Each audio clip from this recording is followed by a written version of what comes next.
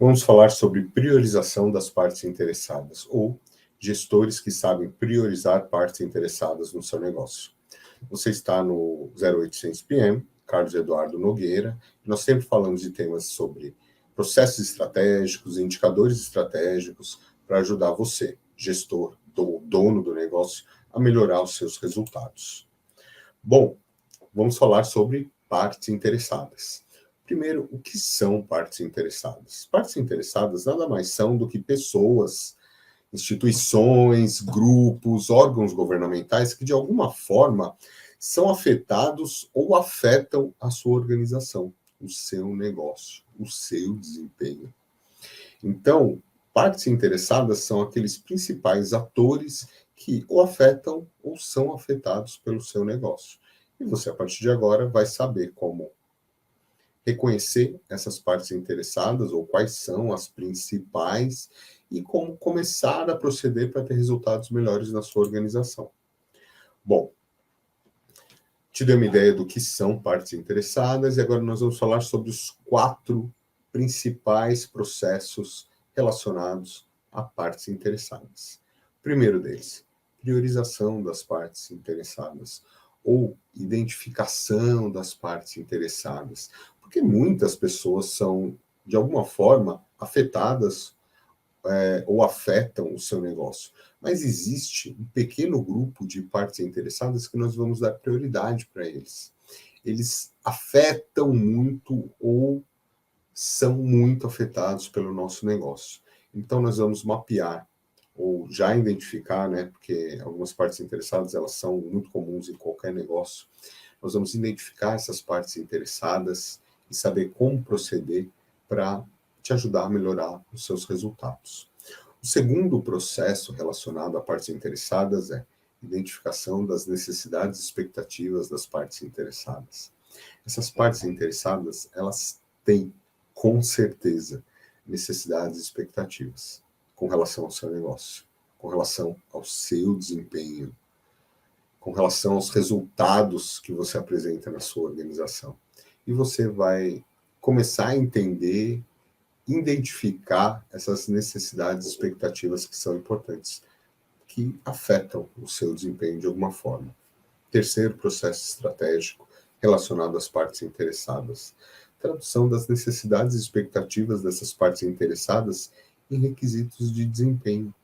Você transformar as necessidades e expectativas dessas partes interessadas em indicadores para saber o quanto você está entregando da expectativa, o quanto você está, de alguma forma, sendo reconhecido por essa parte interessada como um bom fornecedor, uma boa empresa para se trabalhar, um bom parceiro de negócio. Quais são as necessidades e expectativas dessa parte interessada? Você transformou isso em indicadores e pode dizer com certeza o quanto dessas necessidades e expectativas você está suprindo? Importante você ter esses indicadores. E comunicação, por último, né? Comunicação do nível de atendimento definido às partes interessadas. Um exemplo, um dono do negócio, né? Nós vamos falar disso em seguida. Ele quer ter o maior ROI possível, retorno sobre o investimento dele. Você consegue dar o maior ROI possível, o maior ROI no seu segmento? Algumas vezes ainda não. Mas você vai se comprometer, você vai se comunicar a essa parte interessada o quanto de ROI você vai entregar naquele ciclo, ou nos próximos ciclos, né? Às vezes é uma meta de longo prazo.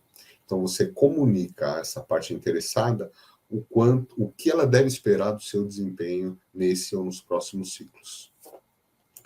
Bom, quais são as partes interessadas comuns em qualquer negócio e que você deve se preocupar? Você deve se preocupar com os processos estratégicos relacionados a essas partes interessadas, aos indicadores estratégicos relacionados a essas partes interessadas e muitas vezes não indicadores estratégicos, mas operacionais que são importantes para o seu negócio para entregar um bom produto ou serviço, um bom resultado a essas partes interessadas. Vamos lá, quais são elas?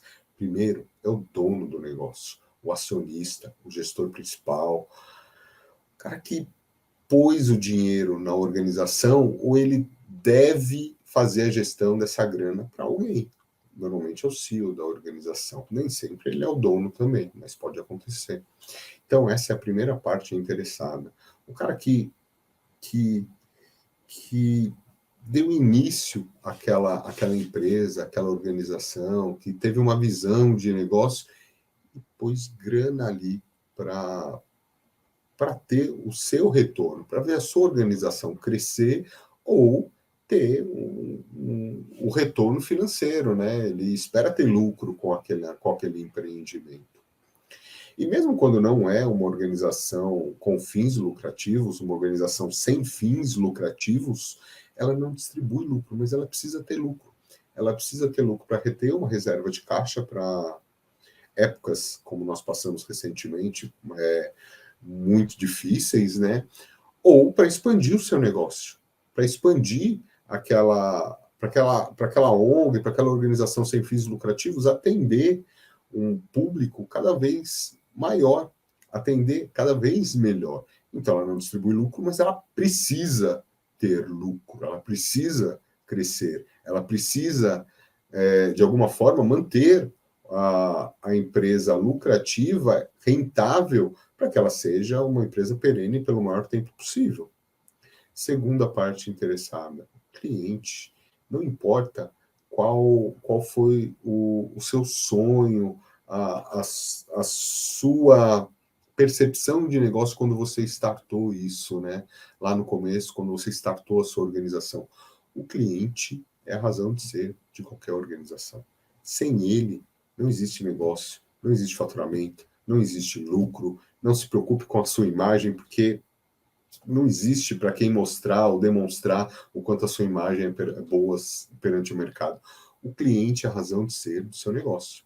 Ele é a segunda parte interessada que vamos falar aqui nessa aula. Terceiro, fornecedores. Hoje, em que muitos serviços são terceirizados ou são oferecidos em parcerias, você fazer uma boa gestão do seu fornecedor é primordial para o seu negócio. E você precisa ver ele como uma das partes interessadas no seu negócio, como alguém que afeta e é afetado pelo seu negócio, pela sua organização, pela sua empresa, e tem indicadores que demonstram o quanto você está preocupado e entregando ou cobrando dessa parte interessada que é importante para o seu negócio. Quarto, mas não menos importante, pessoal, força de trabalho, as pessoas que trabalham dentro da sua organização, funcionários, não importa o nome que você dê, a sua equipe, elas são uma parte interessada muito importante, porque sem elas você não consegue entregar um bom resultado para o seu cliente. Sem elas, você não consegue entregar um bom resultado para o dono do negócio, para o acionista. Sem elas, o fornecedor ele não é integrado como deveria e não vai conseguir apresentar o resultado que se espera de fornecedores de alto desempenho. As pessoas, a sua equipe, as pessoas que compõem a sua organização, elas são muito importantes para o seu negócio. E quais são as necessidades e expectativas dessas pessoas que trabalham contigo? Você já mapeou? Você tem indicadores que mostram isso? Vamos falar de tudo isso um pouquinho aqui nessa aula, para vocês entenderem melhor a relação, como isso funciona em processos e indicadores e ter a chance de implantar ou melhorar o seu desempenho ou o desempenho da sua organização.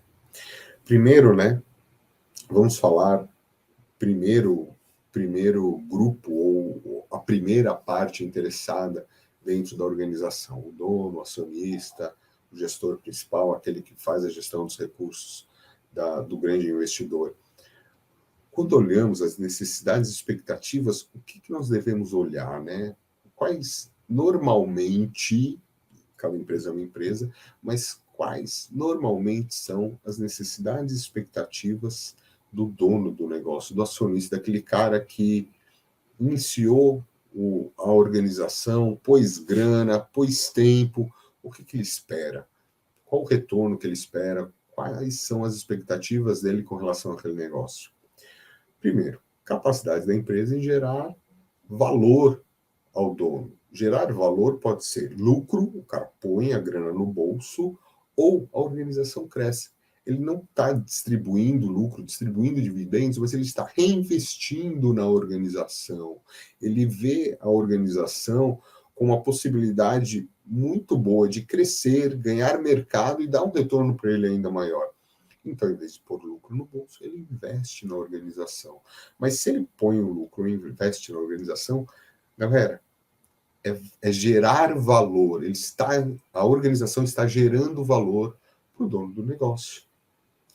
E como que nós medimos isso, né? Nós medimos de algumas formas. Uma delas, lucro bruto, lucro líquido, margem EBITDA, margem de lucro, taxa de crescimento da margem de lucro. Então, imagina que legal. Dá lucro? Dá. Mas a margem, conforme o negócio vai crescendo, ela pode aumentar ou diminuir a margem de lucro. E você tem esse indicador mostrando se a margem de lucro está aumentando ou diminuindo. É importante para muitos negócios. Taxa de crescimento do patrimônio líquido, do PL. Então, a empresa, a empresa está crescendo, ela está sendo valorizada, né? Ela está se valorizando perante o mercado, perante as outras organizações do mesmo, de outros segmentos, ela está valendo mais. Uma das formas é essa. Existem outras, tá? Eu estou mencionando aqui algumas formas. Uma outra coisa importante que não é relacionada diretamente a gerar valor para o dono da organização, mas ela é importante para o negócio, é a capacidade da empresa em honrar os seus compromissos. Então, a organização, ela está gerando lucro? Tá, mas ela consegue honrar os seus compromissos com fornecedores, com força de trabalho, com o governo, no prazo que ela tem que honrar? Ela não atrasa pagamento para ninguém, ela tem uma grana reserva no caixa, que se precisar, ela tem de onde tirar. Como é a capacidade da organização de honrar compromissos? E a gente tem outros indicadores que falam sobre isso também. Bom, falamos da primeira parte interessada, agora vamos falar da segunda parte interessada dentro de uma organização. Aquela que a organização foi criada para ela, o cliente. Então, normalmente, quando uma organização é criada, existem ou o dono da organização que criou, ou os grandes gestores, eles elaboram, né, a visão, missão e valores. E, normalmente, a missão, visão e valores, ela está muito relacionada ao cliente, a como a organização quer ser percebida no mercado, de uma forma objetiva, e daí vem a visão, ou de uma forma um pouco mais subjetiva, às vezes, a missão, mas ambas estão muito relacionadas ao cliente. E quando nós pensamos em necessidades e expectativas do cliente, nós pensamos em indicadores que demonstrem o quanto a organização está comprometida com o cliente, nós pensamos em indicadores relacionados à satisfação do cliente com o produto ou com o serviço da organização. Muitas organizações, elas vendem, elas fornecem produtos, elas fornecem serviços, ou elas fornecem os dois. Você pode muito bem, por exemplo, ir num pet shop e comprar produtos para o seu cachorro, para o seu gato, para o seu passarinho, não importa o animal de estimação que você tenha, por exemplo, e pode usar os serviços também. Você pode usar um hotel, quando você precisa fazer uma viagem longa e não tem onde deixar o seu pet, você pode levar ele para tomar um banho, uma tosa, ao veterinário. Então, muitos produtos também vêm associados a alguns serviços. E você tem que medir a satisfação do cliente com o produto e com o serviço. Só isso? Lógico que não. Existe a satisfação também relacionada aos canais de relacionamento. Então, bom, eu fiz o meu pedido, eu não fui comprar diretamente na loja, eu fiz um pedido pela internet. Por exemplo, o pagamento foi em duplicidade? Pode acontecer. Ou outro ponto, né, um atraso na entrega, uma entrega incompleta, uma entrega errada. Quando os clientes utilizam seus canais de relacionamento, veja, ele já está insatisfeito com um produto, um problema no produto ou no serviço. Agora ele está usando um canal para se comunicar contigo. Qual é a satisfação do cliente com relação ao canal de relacionamento? Ele demora muito para ser atendido? Quantas vezes ou com quantas pessoas um cliente tem que falar até ele conseguir resolver o seu problema? Ou ele falar na área, no departamento certo, para conseguir fazer a sua reclamação, a sua sugestão, seu elogio. Ele demora muito? Quanto tempo para conseguir a solução para esse cliente? Ou, se você não conseguir a solução, você dá um retorno para ele dizendo que você não vai conseguir resolver aquele problema específico, aquele motivo que fez ele ligar para a sua organização. Então, nós temos indicadores relacionados a produto, serviço e relacionamento. Tudo isso e outros indicadores influenciam a sua capacidade de ganhar margem, ganhar mercado, o seu indicador de market share. Então, vejam, o indicador de market share, ele é um indicador estratégico para toda organização. Mas não existe um processo de market share. São um conjunto de indicadores comerciais, de qualidade, de desempenho, de margem, que vão fazer com que o seu indicador estratégico de market share melhore ou piore. E por que eu estou dizendo isso? Porque você precisa, nesse momento, ter uma visão completa do seu negócio. Se você não tiver uma visão completa, não se preocupar com alguns indicadores que eu mencionei aqui, mas muitos outros ainda que impactam o seu desempenho, impactam a visão que o cliente tem no seu produto, no seu serviço, na imagem da sua organização, o seu market share, ele fica estático. Às vezes ele piora, porque está todo mundo crescendo e você não. E você nem sabe porque você não está conseguindo um desempenho melhor. Você não sabe porque a sua organização não cresce no ritmo que você gostaria. Porque você não tem os indicadores e os processos corretamente mapeados, sendo mensurados e fazendo avaliações regulares do seu desempenho para ter um desempenho cada vez melhor. Então, nós mencionamos alguns aqui, eles impactam o seu desempenho no mercado, mas existem outros que você precisa se preocupar para ter um desempenho cada vez melhor.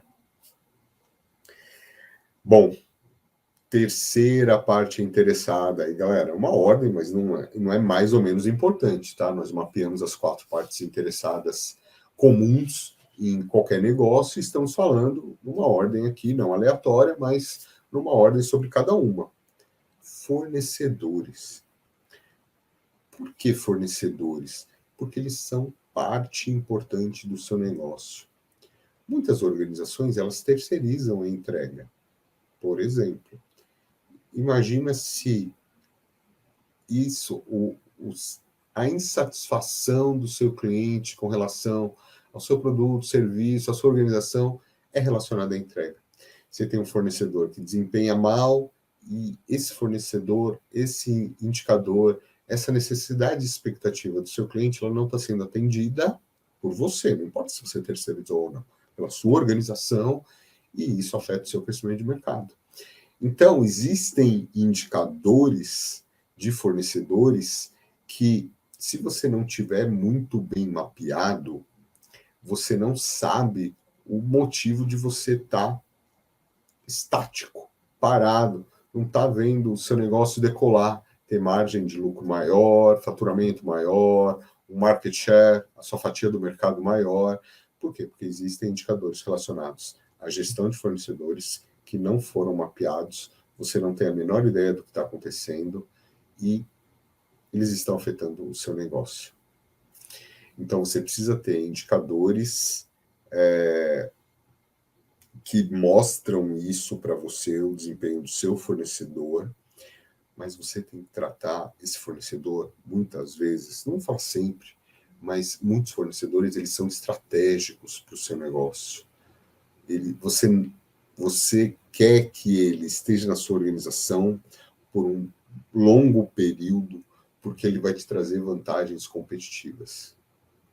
E você tem que tratar esse fornecedor de uma forma diferenciada. Se você quer que ele esteja nesse ciclo crescente de melhoria, de ganhos para a sua organização, você não pode tratar ele como fornecedor comum. Tem fornecedores que são estratégicos e você tem que tratar eles de uma forma diferenciada. E para isso você precisa saber quais são as necessidades e expectativas do fornecedor, não só suas com relação a ele, mas dele em relação à sua organização. Por quê? Imagina, você tem um serviço que é um pouco mais crítico e por algum motivo o seu fornecedor ele não vai poder atender toda a demanda do mercado. Ele vai ter que escolher alguns que ele vai atender. Você quer que ele te escolha ou quer que ele escolha o seu concorrente? Você quer deixar os seus clientes na mão porque um fornecedor resolveu não te atender porque ele deu prioridade para o seu concorrente? Para isso não acontecer, você precisa saber quais são as necessidades e expectativas dele. Ele precisa entender que ele é um parceiro estratégico para você e você está preocupado em que as duas organizações cresçam juntas. Não só você, os dois. Ele é estratégico. Você quer um parceiro que te traga inovação, que te traga melhorias no seu processo, e muitos fornecedores fazem isso. Mas você precisa ter indicadores que mostram isso. Indicadores que mostram o seu desempenho com relação ao fornecedor, você está atendendo às necessidades e expectativas dele. E, com relação ao fornecedor, o fornecedor está atendendo às suas necessidades e expectativas. E daí você vai ter prazo de pagamento, que é, quanto menor o prazo, melhor para o seu fornecedor. Condições de entrega. Você vai escolher aquelas condições de entrega que atendem melhor o seu negócio. Seja uma entrega de um produto para você, seja a entrega final, o last mile, para um cliente seu. Tamanho dos lotes. Muitas vezes nós queremos fazer compras mais econômicas, né? Nós pedimos lotes grandes para ter um custo menor. E se eu falar para o fornecedor, amigão, eu vou comprar um lote grande seu. Estou te assegurando uma compra de, um exemplo, 1 milhão de unidades. Mas eu quero que você faça essa entrega parcial para mim. Pode. Você vai produzindo num ritmo e vai me entregando para mim, num prazo que nós vamos estipular. O tamanho dos lotes pode ser bom para você e bom para o seu fornecedor. Não é porque você se comprometeu a uma compra grande que o cara tem que entregar tudo de uma vez. Você pode se comprometer com uma compra grande, mas tem entregas menores. A frequência dessa entrega maior, menor, de acordo com a sua demanda. Canais de acesso à alta gerência. Se é um fornecedor estratégico, se ele é importante para o seu negócio, alguns assuntos, em alguns momentos, ele precisa ter acesso a um alto gestor, um gerente, um diretor, ter um canal de acesso. Não é que você vai atender ele prontamente, vai parar tudo que você está fazendo. Mas é importante ele ter seu e-mail, é importante ele ter o seu telefone algumas vezes, né? Para todos? Lógico que não, mas isso mostra o quanto você está levando ele como parceiro estratégico. Você não gostaria de pegar o telefone e falar com o diretor da organização, que é o seu fornecedor, para resolver um assunto que é muito delicado para você, em vez de passar por várias pessoas e canais antes de chegar na pessoa certa? Para eles é a mesma coisa. Então você vai mapear quais são esses fornecedores estratégicos e vai tratá-los como fornecedores estratégicos. Última parte interessada, mas não menos importante. Força de trabalho, funcionários, equipe, não importa qual a denominação que você dê, né? Sem eles, você não entrega valor para o dono do negócio. Sem a sua equipe, você não entrega valor para o cliente, você não entrega valor para o fornecedor. Você se preocupar com as necessidades e expectativas da sua força de trabalho, da sua equipe, das pessoas que trabalham diretamente na sua organização, é primordial para o bom e alto desempenho do seu negócio. Você tem que se preocupar com eles têm que se preocupar com o seu negócio e com o resultado que eles vão te entregar. E daí nós temos alguns indicadores que falam sobre isso, sobre as necessidades e expectativas com a força de trabalho e da força de trabalho. Porque eu tenho a minha expectativa com relação a eles e eles têm expectativas com relação a trabalhar para mim, trabalhar na minha organização, na sua organização. São expectativas mútuas dos dois lados e a gente precisa mapear elas para eu poder saber o que eu vou cobrar e eles saberem o que eu estou cobrando, para eu saber o que eles esperam de mim como organização e o que eu estou entregando para eles. E daí a gente tem alguns indicadores como movimentações internas ou promoções. As pessoas elas têm a oportunidade quando elas por algum motivo, né, aquela força interna, elas gostariam de fazer uma outra atividade para uma outra área. Elas têm essa oportunidade dentro da sua organização? Elas têm como concorrer, como mostrar interesse por outras atividades, outros cargos dentro da sua organização? Reconhecimento, recompensa e incentivos. Mas antes disso, eu vou falar da avaliação de desempenho. Quando nós falamos de avaliação de desempenho, ela é um indicador que é interessante para os dois lados. O dono do negócio, para a empresa e para as pessoas que trabalham lá, para a parte interessada, para o avaliador e para o avaliado. Por quê? Porque uma organização, se eu como organização, se eu avaliei bem um funcionário, alguém da minha equipe, uma área de negócio, tem que ser porque ele entregou resultados esperados ou acima da minha expectativa. Eu não posso avaliar bem e não ter certeza que aquela pessoa, aquela área está me entregando resultados de valor. E para isso, eles têm que saber exatamente o que é valor para a organização. O que eles entregam que é importante para mim, que eu, como organização, como dono do negócio, eu vejo como valor. Isso vai estar na avaliação de desempenho deles. E eu tenho que ter como medir isso, ser o mais objetivo possível. Eu não posso ser subjetivo quando eu falo de avaliação de desempenho. Ou o cara atendeu e superou as expectativas, ou ele não atendeu as expectativas. Não dá para ter mais ou menos. Não. O indicador ele tem que ser objetivo. E esses indicadores eles vão para dentro da avaliação da força de trabalho, das equipes. Então você vai olhar para uma avaliação de desempenho e vai saber se o cara entregou valor para você, se o seu negócio, o seu desempenho, se o desempenho da sua organização melhorou com o resultado dele. Ou melhorou com o resultado daquela área. Porque nós temos 3 níveis de avaliação de desempenho. Nós temos a avaliação do funcionário, da pessoa. Então, ela entregou o que ela deveria entregar de valor para a organização naquele período que eu estou medindo. Segundo nível, a área que ela trabalha. Área comercial, área de marketing, área financeira, área recursos humanos, área de produção, a logística, supply chain, não importa o nome, qualquer área. Serve para todas. A área, ela entregou o resultado que ela precisava entregar naquele ciclo? Sim ou não? Não dá para ser subjetivo. Eu tenho que ter indicadores objetivos que mostram isso. Entregou?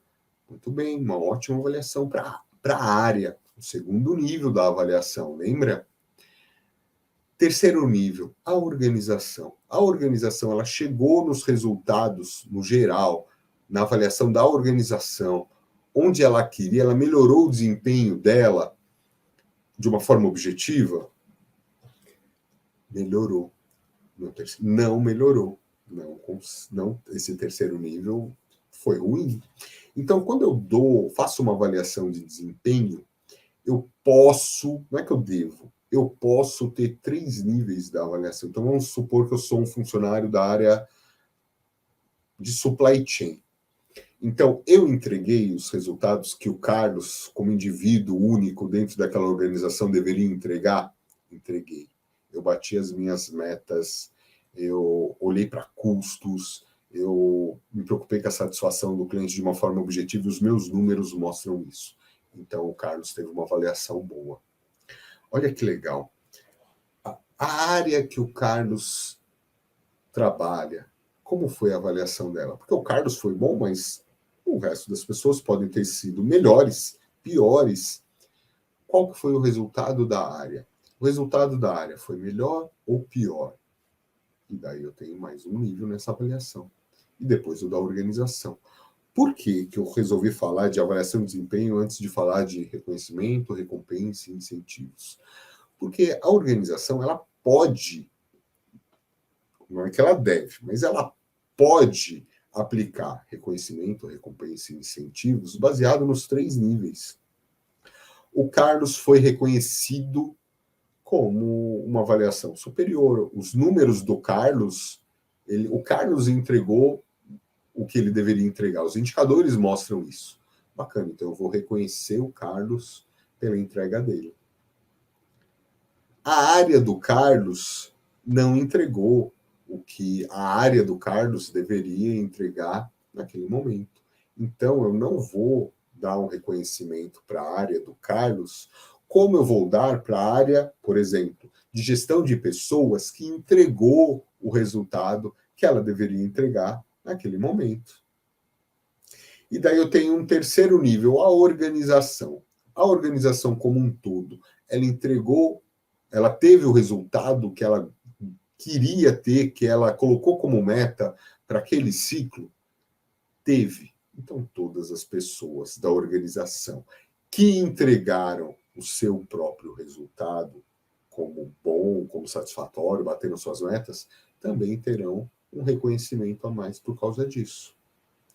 E isso serve para recompensa, incentivos. Eu posso estipular reconhecimento, recompensa e incentivos pelos 3 níveis de avaliação. Mas eu só consigo fazer isso quando eu tenho uma avaliação de desempenho individual das pessoas de forma objetiva, são números objetivos que me mostram se ela foi bem ou foi mal.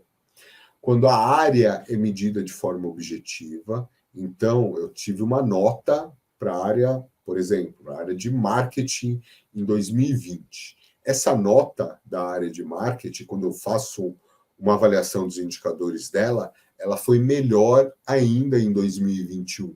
Então eu posso reconhecer a área de marketing e a organização a mesma coisa. Gastamos bastante tempo aqui falando de força de trabalho e de avaliação especificamente, mas é porque avaliação e reconhecimento, recompensa e incentivos, mas é porque são indicadores de processos muito sensíveis da organização. Quando ele é muito bem trabalhado, ele faz a organização decolar. Quando ele não é tão bem trabalhado, ele pode, de alguma forma, não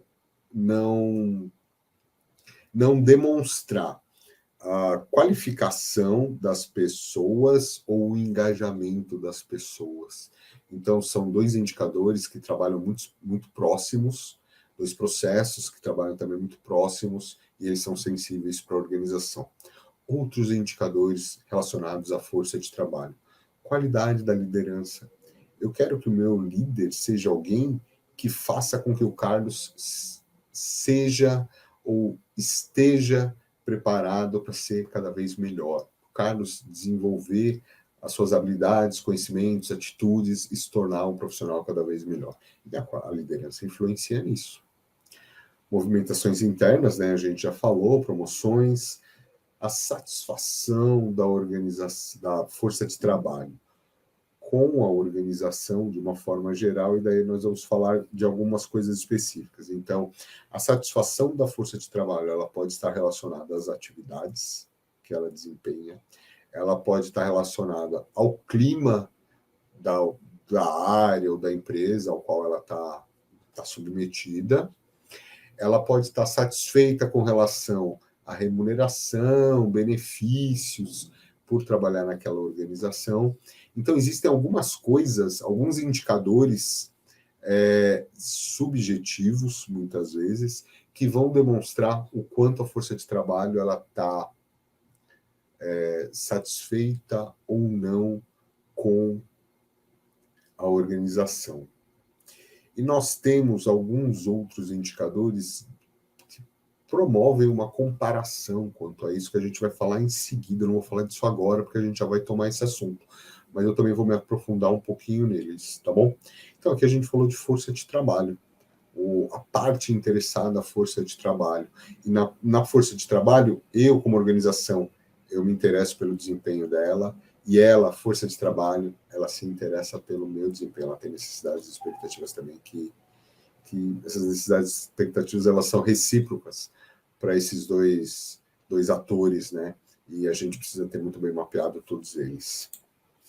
Bom, existem alguns indicadores e processos que eles atendem ou que eles são importantes para múltiplas partes interessadas. Então, aqui a gente vai citar alguns, tá? Existem muitos outros que são mapeados dentro de uma organização, que eu, quando faço diagnóstico, eu dou o meu treinamento, eu me empenho muito para que a organização tenha esses indicadores, e a gente vai falar sobre alguns deles apenas nesse momento. O primeiro deles, né? Imagem perante o mercado. Você quer que a sua organização ela tenha uma boa imagem, que as pessoas vejam ela com bons olhos. Existem alguns indicadores e processos que vão te mostrar isso. Existem, por exemplo, o Glassdoor, o GPTW. O GPTW acho que é o mais conhecido, que é o Great Place to Work, que uma organização ela faz uma avaliação, ela faz uma pesquisa para saber o nível de satisfação das pessoas com aquela organização. É um indicador interno, veja, eu não estou perguntando externamente como eles veem essa organização, eu estou perguntando internamente como as pessoas que estão lá, elas se sentem perante essa organização, mas ele é um indicador de mercado.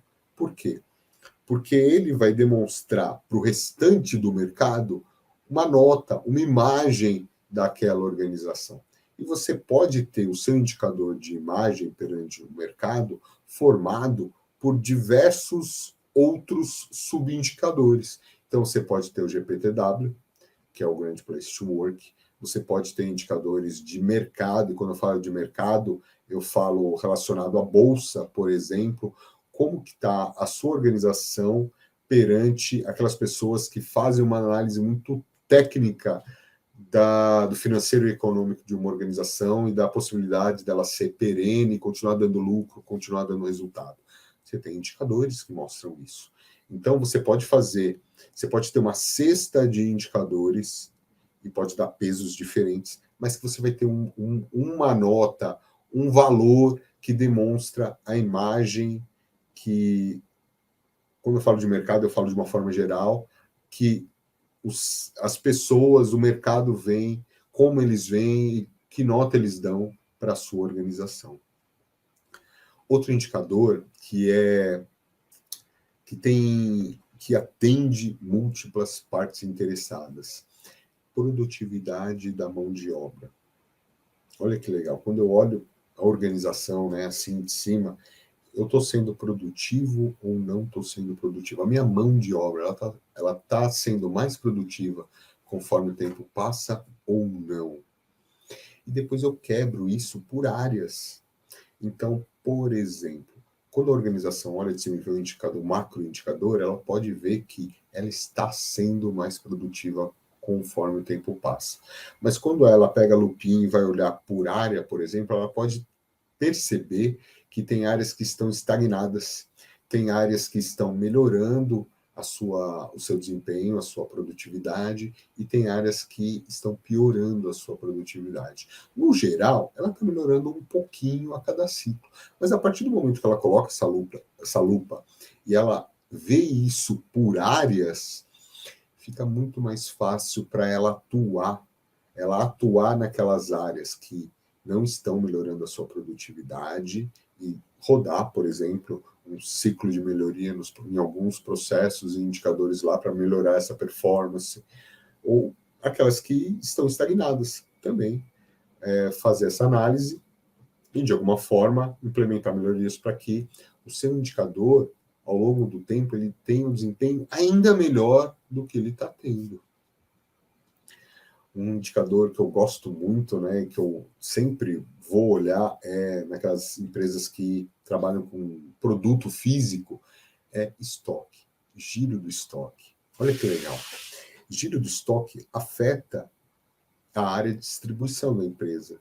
Quanto maior o estoque, mais ela tem que estar preocupada em não ter desperdício, sumir coisas, ela tem pouco espaço para trabalhar, um grande estoque traz problemas. Para o financeiro, um grande estoque é dinheiro parado.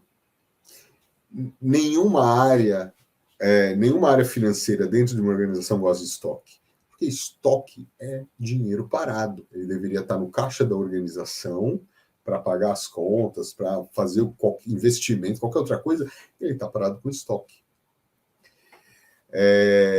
Que mais? Área de compras, né? Então, assim, a área de compras gosta normalmente, não vou generalizar logo, lógico, mas de lotes maiores, estoque maiores, uma segurança maior. Mas, como eu disse, são 3 áreas diferentes que têm uma necessidade, uma expectativa diferente com relação a esse indicador. A área de compras não quer correr o risco de ficar sem o produto. A área financeira quer que tenha o menor estoque possível, porque estoque é dinheiro parado, e um grande estoque ou um baixo estoque afeta a sua área de movimentação de carga, o seu warehouse, e você precisa ter cuidados diferentes se é um estoque baixo ou se é um estoque alto. Então, vejam, um indicador ele afeta drasticamente 3 áreas completamente diferentes da sua organização, e é um indicador que as 3 gostariam de estar mapeando, não importa no dashboard de qual área especificamente ele esteja. Então, é mais um indicador que tem múltiplas partes interessadas olhando para ele, tomando conta dele. Espero que vocês tenham gostado. Uma aula sobre partes interessadas, que nós falamos muito de indicadores e processos. Vejo para vocês na próxima aula, no próximo vídeo. Um grande abraço. Até mais.